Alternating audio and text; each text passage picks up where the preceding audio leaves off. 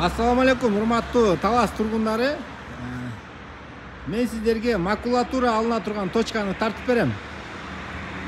Туугандар, кээ бир адамдар акчаны мусорго айландырат, кээ бир адамдар мусорду акчага айландырат да. Ансагандай сиздер дагы мынакей ушул макулатура, картон, баклажкаларды келип акча кылып кетсеңиздер болот, туугандар. Жөн эле баягы ысраф кылып мусорго ургутпастан bir жерге чогултуп коесуздар дагы мынакей ушул жерде точкада ак кагаздар, китептер, А4 кагаздар, картон, коробкалар, пластик ящиктер жана пластик айнектин отходторун жана ошондой эле баклажкаларды алып жатат. Жогорку баада алат экен. Эгер кимде ушундай макулатуралар табылган болсо, кимде бар боло турган болсо, мына ушул төмөндөгү номерге чаласыздар. Дарегине көңүл буруп коюңуздар, анда эмесе. Дареги туугандар, Талас шаарындагы мынакей строй материал Мирайды билесиздер.